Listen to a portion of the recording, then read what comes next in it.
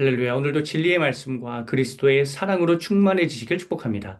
로마서 8장 26절부터 30절까지의 본문으로 하나님의 말씀을 전하겠습니다. 27절만 읽겠습니다.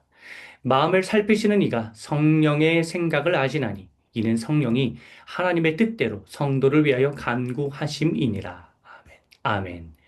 로마서에 주옥 같은 말씀이 많은데 오늘 본문 역시 유명한 구절이 많아 자주 인용됩니다.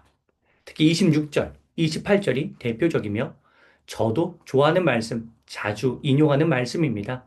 그래서 앞의 영상에서, 다른 영상에서 별도로 설교 등을 제작하여 올려드렸습니다.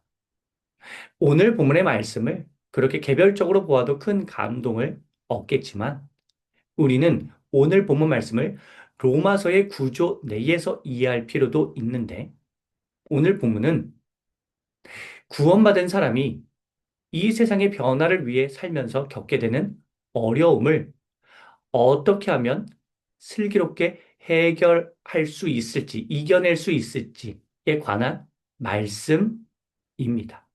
오늘 본문 말씀과 18절부터 25절까지의 말씀이 이러한 관점으로 쓰였습니다. 지난 시간에 살펴본 18절부터 25절까지의 본문은 세상을 보는 관점의 변화를 우리에게 줍니다. 오늘 본문은 26절부터 30절까지는 성령의 도우심 의지라는 주제로 우리가 함께 은혜를 나눌 수 있습니다. 이처럼 8장 후반부의 말씀을 볼 때 우리가 구원받은 자로서 이 세상을 변화시키기 위하여 살아갈 때에 겪게 되는 여러 상황에서 어떻게 지혜롭게 대응할 수 있을지 그러한 관점으로 말씀을 보시면 로마서의 구조 내에서 로마서의 흐름 내에서 얻게 되는 은혜이니 그러한 관점으로 보시기를 권면드립니다. 자, 그러면 오늘 본문을 통해 세상의 변화와 구원을 위해 달려가는 사람들에게 성령의 도우심, 의지가 필요하다는 관점으로 함께 말씀을 나누겠습니다. 로마서를 비롯한 성경 전체의 흐름은 믿음과 행함의 전체의 흐름은 믿음과 행함에 대한 기본 개념은 인간의 노력과 의지로는 불가능하다입니다. 선행을 통해 구원받을 수 없는 이유는 인간의 의지로는 선한 행동을 계속 할 수가 없기 때문입니다.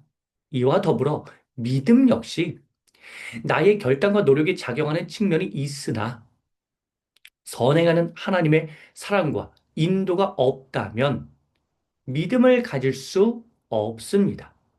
우리는 전적으로 하나님의 주권을 인정하고 하나님의 도우심을 의지해야 하는 존재입니다. 세상을 변화시키고 복음을 증거하는 과정 역시 우리가 열심히 달려가지만 그렇게 하다 보면 우리의 힘만으로는 역부족이라는 사실을 깨닫게 됩니다. 우리는 하나님을 의지할 수밖에 없습니다.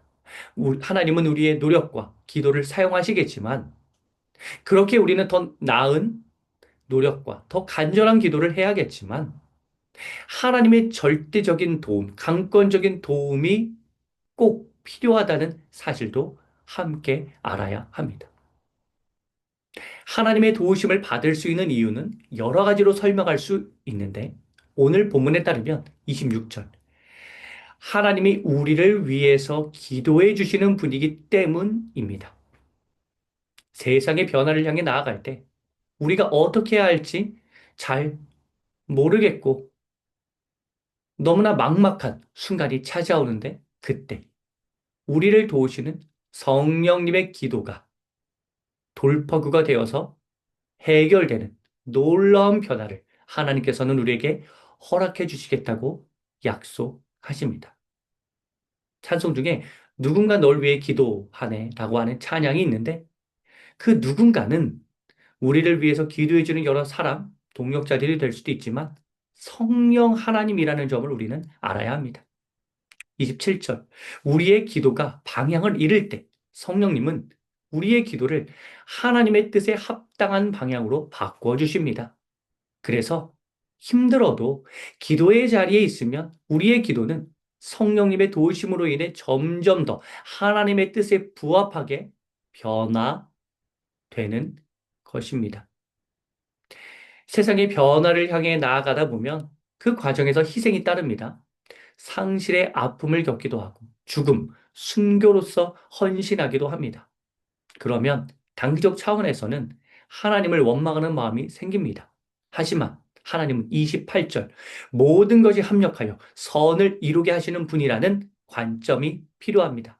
지금 단기적으로는 희생과 헌신과 수고가 따르지만 장기적으로 보면 하나님의 선을 향해 달려가기에 모든 사람의 희생을 하나님께서는 반드시 귀한 발판으로 미래의 변화 동력으로 사용하신다는 이 약속의 말씀을 붙들며 우리는 정진해야 합니다. 29절은 하나님의 비전입니다. 하나님은 더 많은 사람이 예수님을 받아들이기를 바라시면서 우리와 같이 이미 우리의 근원이 하나님의 형상으로 지음받은 존재라는 사실을 깨달은 자들을 사용하십니다. 하나님이 미리 아신 자들, 이라는 이 표현을 공동 번역으로 보면 이미 오래전에 택하신 사람들이라고 나오는데 이는 하나님께서는 창세 전에 이미 이처럼 놀라운 계획을 가지고 계셨다는 의미입니다. 택함 받은 우리가 세상을 향해 날마다 나아가면 세상은 우리를 통해 예수님을 바라보게 되고 예수님을 본받으려고 할 것입니다. 30절. 우리와 이 세상은 결국 어떻게 될까요? 깨어졌던 하나님과의 관계가 회복되어 올바른 방향으로 형성될 것입니다. 하나님과의 관계가 완전히 회복될 것입니다. 하나님께 영광 올려드리는 우리는 영광스러운 자리에 참여하게 될 것입니다.